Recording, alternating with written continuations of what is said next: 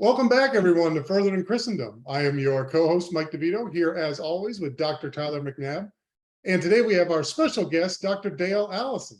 Dr. Allison is a professor of New Testament at Princeton Theological Seminary, and he's written a number of important and fascinating works, both published articles and books on the historical Jesus, the Gospel of Matthew, early Jewish and Christian eschatology, interbiblical exegesis, the history of interpretation, all kinds of great stuff.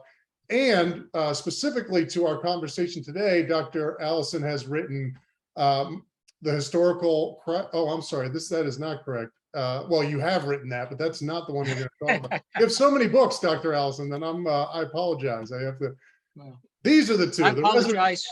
I apologize for writing so many. Come on, it's man. Unseemly. It's unseemly. Right. So we have the Resurrection of Jesus, Apologetics, Polemics, and History, and that's with is that with Baker? No, that's T&T Clark.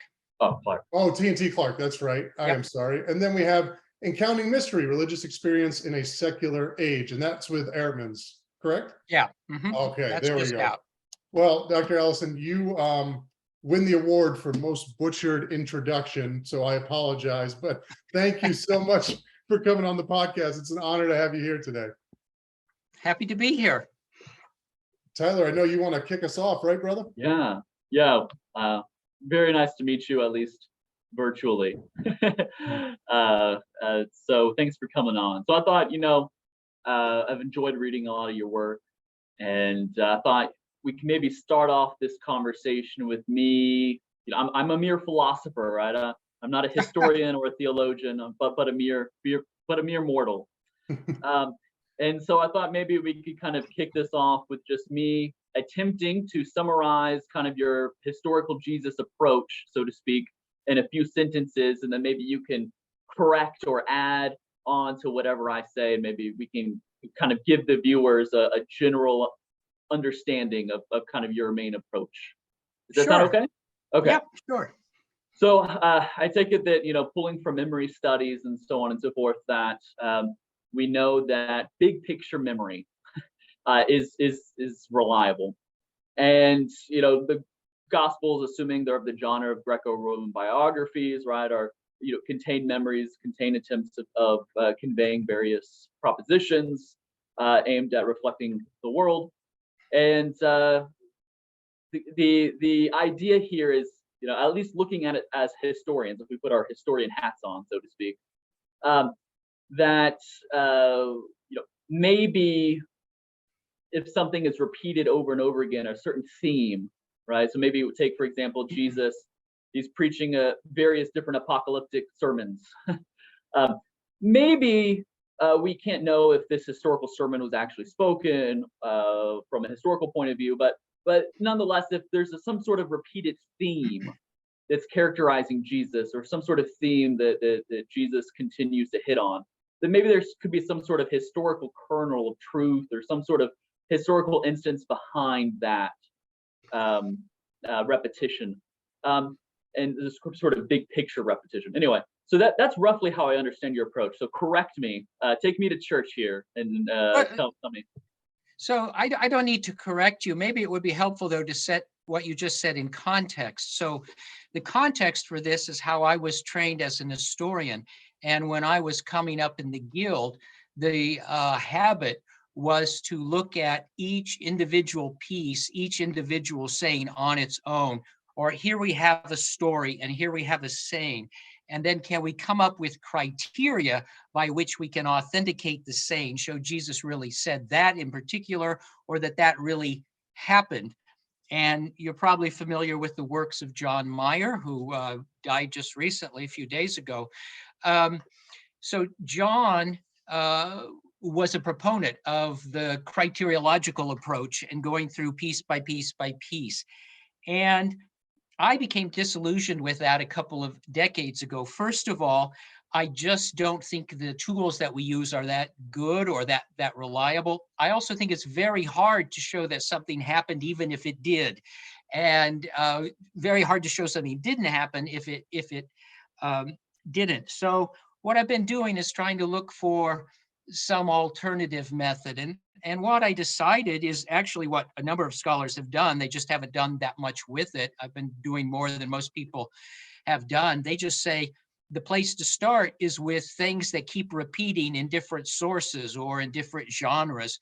So if you find Jesus in all the sources talking about kingdom of God, to take something that's just obvious, right?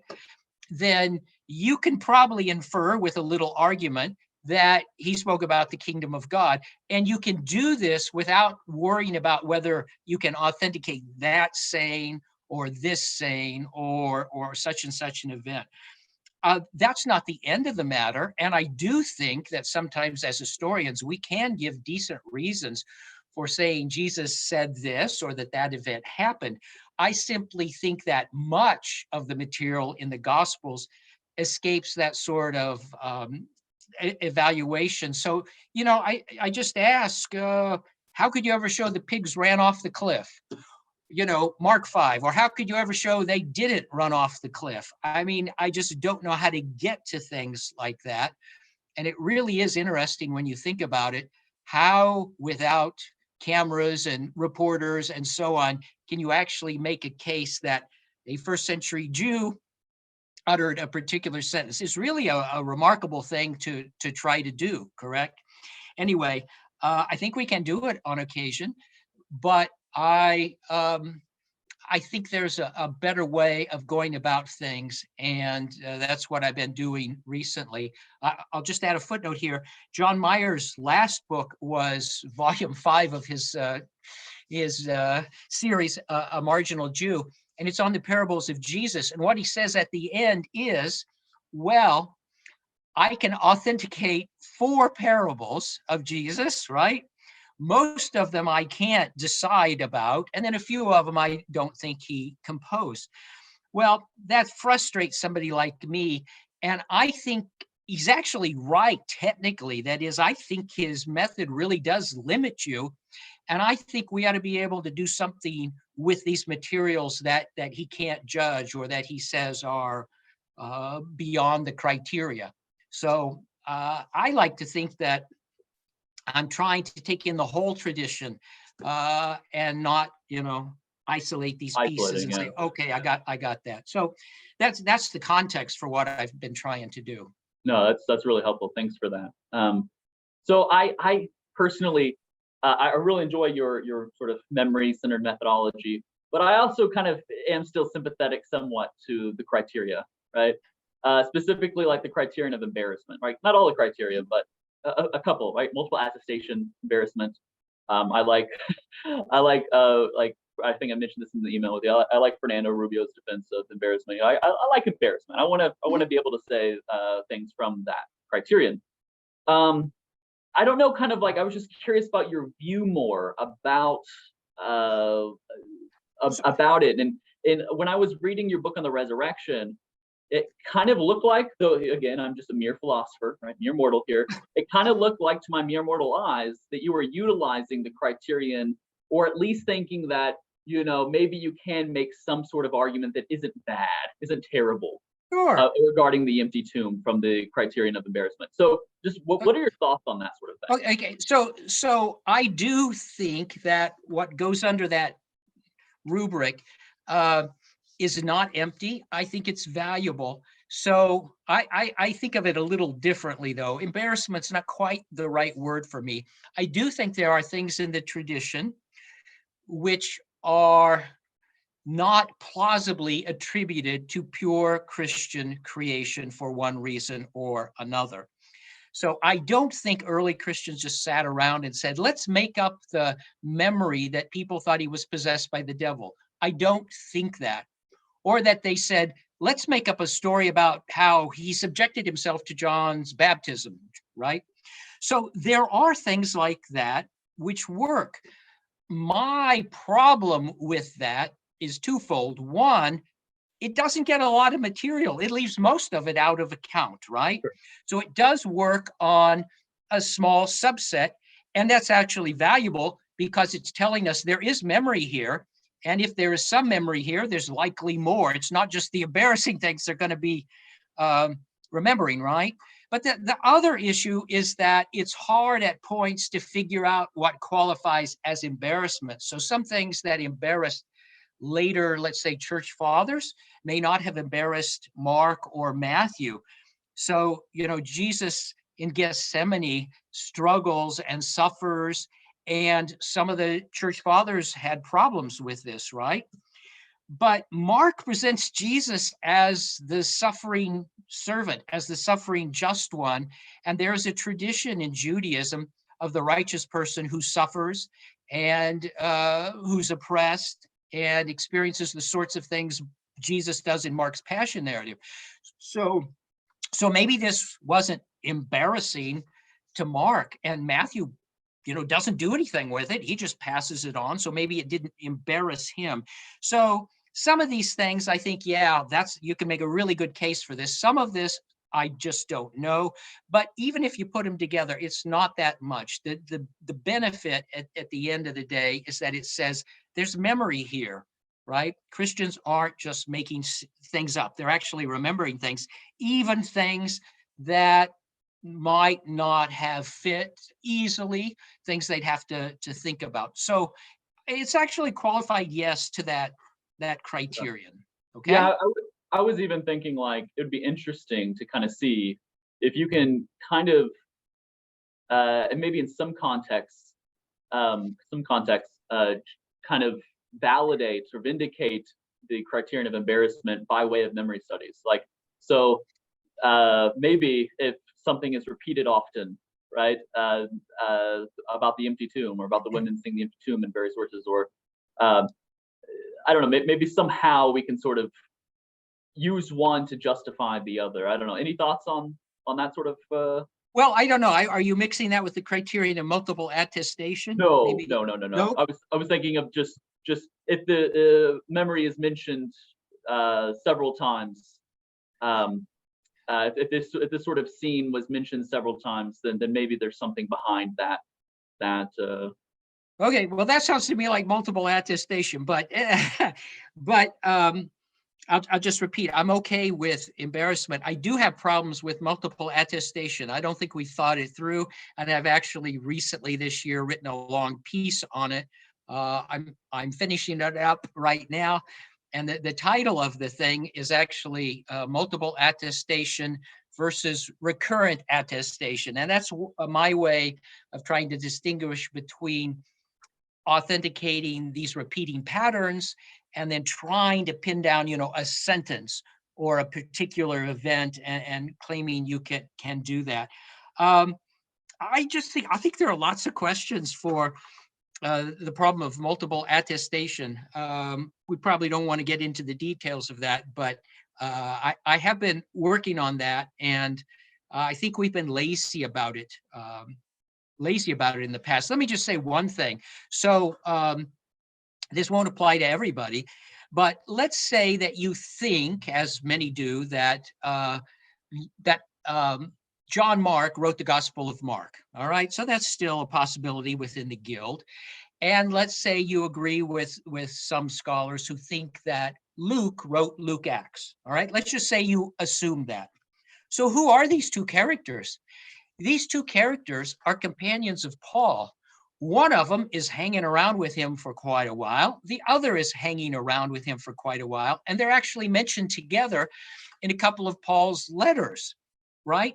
So what that means is these three people giving you these three sources are hanging out. They're talking to each other. They're probably celebrating, for example, the Lord's Supper together. And, in a modern court of law, this disqualifies them to be three independent witnesses to some event because they've all been chatting with each other about it. When you go to court, the judge insists that you all, don't, that when you get witnesses, they are ideally people who haven't been speaking to each other since whatever it is they witnessed. That doesn't work. Right. So this scenario, right? And I think there are all sorts of other things like that to think about. And at the end of the day, I don't know how much multiple attestation really does. And the other thing is that you could, if you wanted to, just flip it around. I don't, but you could say if something is multiply attested, that just means they really liked it. And the more they liked it, the more it'll be attested, and the more likely it is that they invented it, right? Now, I don't go down that path. I'm just saying there are lots of things here to think about, and it's not just obviously the case that Mark is independent of Paul, for example. Right. I also recently changed my view on the relationship between John and the synoptics. So forever, I thought John was not familiar with the synoptics. I think still John has lots of independent tradition, but I think he also knows the synoptics, which makes everything really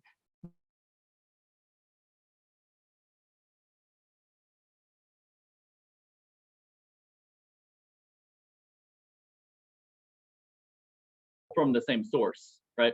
The idea nonetheless is that like you mentioned earlier, the kingdom of God is getting mentioned all over the place, yeah. right? Well, the same thing. Well, maybe we can talk about either the empty tomb being conveyed, for example, in a couple of the Gospels, or in maybe inferring that. Like, we don't have to look at them as independent Gospels. We can look at them as even one overall arching document, right? Nonetheless, Yeah. you see a couple of mentions here. Maybe you can infer it from Paul or something like that as well. And so just kind of like maybe there's some sort of parody move we can make here that kind of vindicates criterion of embarrassment here. Well, so I would say that positing that the tomb of Jesus was found empty is the best explanation of the relevant data that we have. All right. Now, that's a really short version of something that takes like 80 pages in my book. So you have to unfold it. But at the end of the day, I don't think that the account you have in Mark looks like a pure Christian invention. And I'm still on board with those who think that the argument having to do with Mary Magdalene or women discovering the tomb is unexpected. I don't think that's expected if you have a free invention. Right. No, good stuff. All right, so moving to your new book, right? Moving to your new book, I thought it was really enjoyable. I read it actually in just a couple of days. So kind of background for you. I'm a religious epistemologist primarily. Do philosophy of religion more broadly, but I like epistemology applied to God. And so yeah, I was really enjoying the whole religious experience discussion there. And actually, Mike, why don't you ask the near-death experience question, which is what I was about to ask. I'll pause that for a second. And there's one other thing I wanted to ask about. So you also in your book on the resurrection talk about like Marian apparitions and rainbow bodies and other sorts of supernatural phenomena, right? As the Catholic, and who's actually written on Fatima, I was like, yes, amen. But even when it came to like rainbow bodies, right? So I've written a book on Buddhism and classical theism and trying to synthesize the two. I was like fine with saying, well, yeah, sure, maybe rainbow bodies are real. And so, like, I don't know, from your perspective, are you open to the idea of like interpreting these experiences as all like veridical, or how do you kind of look at this? Okay, so first of all, with regard to rainbow bodies, to this phenomenon of Tibetan masters whose bodies sort of disappear or shrink. As an historian, I'm candid to say I haven't come to a conclusion, but that means I'm open to the possibility that this is not just Tibetan hagiography, that these are actually stories that have some basis in reality. So the first thing I was doing in the book on the resurrection, in the chapter on rainbow bodies, was trying to call attention to a phenomenon that had, to my knowledge, not been part of the discussion. Right. It's just not there, and it obviously should be. And then my strategy was simply to say, well, let's assume that all of this is false. What would follow? How do people make up stories about missing bodies, right after the person dies? And, what do we make of things on that account? On the other hand, what would follow if some of these accounts are true? And it's purely hypothetical, right? It's purely hypothetical because I don't have enough knowledge. I don't have any Tibetan languages, and I've Right. never been to Tibet, and I'm not an expert in the sources and so on. It was more like, isn't this fascinating? Right. And somebody or some buddies need to look at this. Now, as for the Marian stuff, yes, Christian apologists are always telling atheists, you have to have an open mind. You have to have an open mind. Don't be prejudiced. Listen to the arguments and so on. Okay, so I've tried to do that with rainbow bodies, and also I did not grow up with Marian piety. All right, and Marian apparitions are not part of my universe. But in the book, I have a chapter on the appearances at Zaytun. And my point is, I have no explanation for them.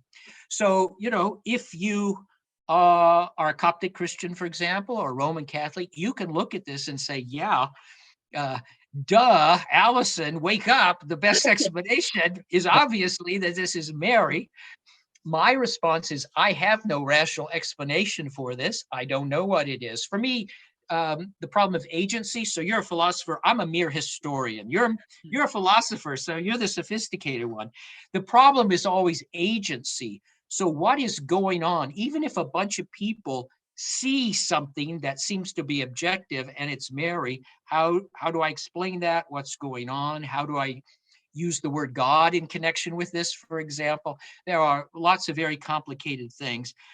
I also have to say that my view of the world is that I'm not at all, I'm the opposite of a reductionistic materialist, okay? And I'm also not the typical Christian. I don't think everything fits. That whoever is drawing the lines, not everything fits, okay? Whoever is doing them. So I think the world's a really strange and weird place. I have no explanation for any number of things. And I'll just tell you, I have no explanation for Zaytun, and I've seen none apart from This Is Mary that are even close to making sense. By the way, there is a new book coming out on Zaytun, and I've seen the draft, and it'll be published, I think, by St. Vladimir's Press, and it has more firsthand testimony to Zaytun than I've ever seen. Just interview after interview after interview. And you really do wonder after reading these, what the heck was that? Right? What the heck was that? Your normal, easy, explain it away categories, just, they don't work for me.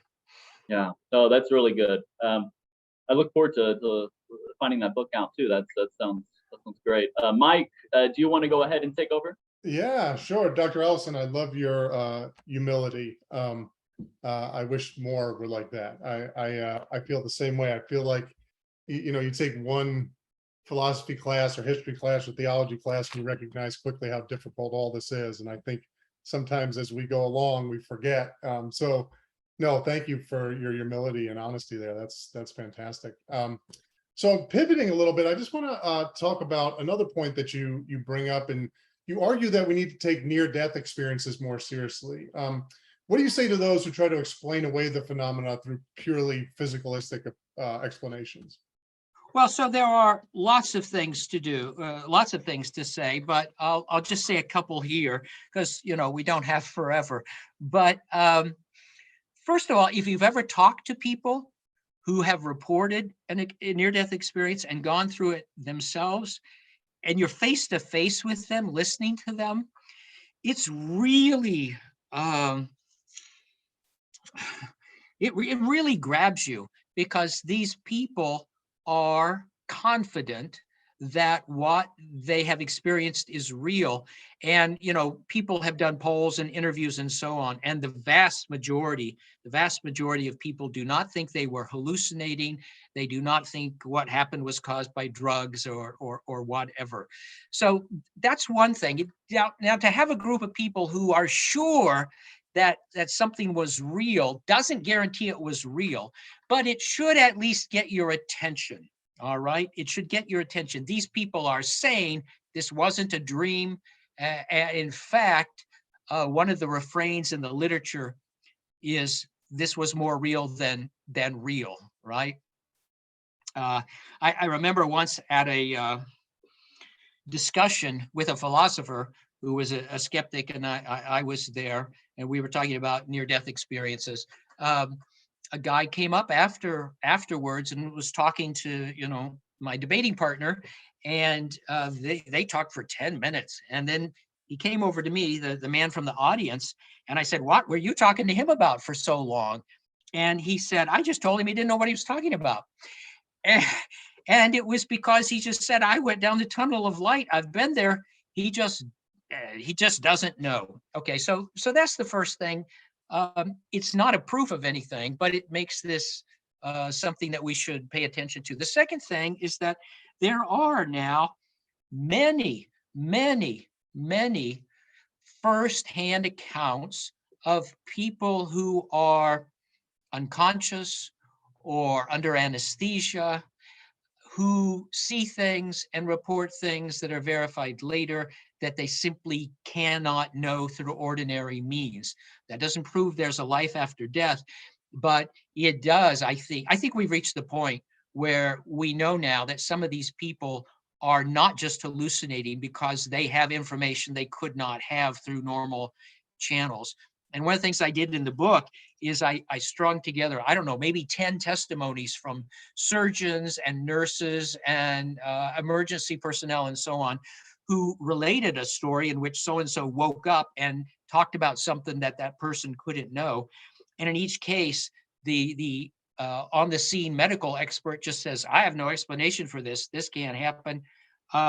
So once you have that, and we literally have this hundreds of times now. We've got a book came out a few years ago. It's well documented, firsthand accounts from medical personnel of exactly this, people reporting what they can't know, right? So that tells me there's something veridical. There's at least one veridical element in some of these stories. So again, that gets my attention. I'll also say that philosophically, you can't exactly call me a dualist, but I'm not a materialist. And so I have a world in which this sort of thing is possible. If you have a worldview in which it's not possible, then you're going to try to erase the evidence or reinterpret it and so on. But I think I'd like to think, no, I think that to an objective observer, there's enough testimony now to make you really think there's something real going on here, right? And I'm unhappy with the theologians because they're still not. Very few theologians pay any attention to this literature, and I don't understand it. Oh. People in the pews are paying more attention to it than the theologians are. It's so interesting. I can't imagine why they're not. So, but that's well, great. I think they have. I think they have their traditional area, and they want to be. So traditionally, the theologians have been the experts on the afterlife, right? And now you have new information coming in from other sources, and I think they'd rather, many of them, just continue the traditional discussion and debate. They want to be in charge. That's too bad. So that's a cynical view. Sorry about that. No, it's too bad. Yeah, great stuff, Dr. Allison. We've had you on for so long. Just before we let you go, what are you working on now? What can we look forward to coming out from you in the future? Well, I thought I was done with Jesus, right? I thought I was done with Jesus. Actually, I finished a book when I wrote a book called Constructing Jesus, which I thought would be my very last book. I didn't know I'd be writing on the resurrection or another book, which I am now. I told my wife, I said, "Honey, I'm done with Jesus," and she said, "He'll be glad to hear that." But I haven't been able to stay away. So I'm writing one last book on the historical Jesus. Part of it goes back to Tyler's questions at the beginning. that have to do with methodology. So a lot of people have engaged what I've been doing. I have lots of criticisms to think about. So a couple of chapters in here are engaging critics and responding to recent discussion and trying to change and refine what I think in the light of what other people have said. But two things I think are really interesting in this book, besides questions of method. One is I have written a lot about Jesus and eschatology, Jesus and the last things, Jesus and the kingdom of God, and I've changed my mind on something that's important. And so there's a chapter, very long chapter on what that is. I'm just going to leave that there, but I do have a You're not change going to of give us any mind. hints? No, of course not. You're going to have to buy the book. And a second thing that's really interesting is I've written a long chapter on something nobody's ever done before, and it's called Jesus, Moses, and Simeon Stylites. So what I'm doing is I'm looking at the sources for Simeon Stylites, Simeon the pillar sitter, one of the strange ascetics from antiquity, and I'm looking how he thinks with Moses, how he lives into a Moses typology. And I think Jesus is doing some really similar things at points. And so I'm using a 4th century Christian who lives and moves and has his being in the Bible in a very strange way and has an interesting relationship himself to Moses to think about what I find in the Gospels, because I think Jesus himself thought he was the prophet like Moses of Deuteronomy 18. And I think I found really interesting stuff here. So I'm looking at two people who are living inside of Moses typologies, as I would put it. And I do think I have some new observations to make. So that's kind of fun, putting Jesus and Simeon Stylites together. I don't know that that's ever been done before. That's great. Oh, we're excited. We're looking forward to it. Thank you so much, Dr. Allison, for your time, for coming on today. Incredibly interesting conversation. We really, really appreciate it. Thank you so much. Thank you. Thank you. I enjoyed it.